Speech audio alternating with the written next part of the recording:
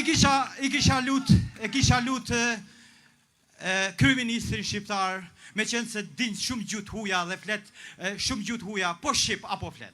Ne po flasim shqip, o kryeministër. Ne po të kërkojmë, o kryeministër, që t'jesh pranë nesh dhe na zgjidhë hallet tona dhe ta kemi cituar që kërkojmë vetëm pronën.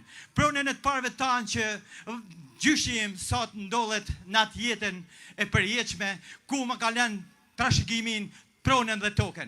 Sot vjen një oligark i cili mbështetet nga qeveria, nga njerëz korruptuar dhe duan ta grabisin pronën me forcë me dhunë.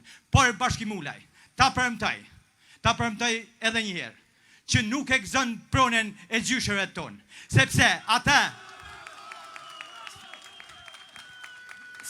pronë ai ndoshta ka lënë gjithë familjen e tij në atë kohë të zbrathur dhe të zhveshur dhe për të lënë diçka trashëgimi dhe sot vjen një ignorant, e quaj ignorant me plot gojen që thotë se aty nuk ka rjoll. Pra na konsiderojnë ne si njerëz të botës tretë. Ta harrojnë se do ta gëzojnë pronën tonë. Un kam plot 200 orë që rrin polici. Vinë dhe më marrin në çdo hap dhe në çdo moment. Sepse unë gjoja që kam organizatori. Jo bashkim, nuk jam organizatori. Jam një nga ata pronarë të cilët gëzojnë trashëgimin e pronave tyre. Faleminderit nga juve që na atë mundësinë. Gzimulaj nuk e gëzon tokën teme. Pa vdek unë. Faleminderit.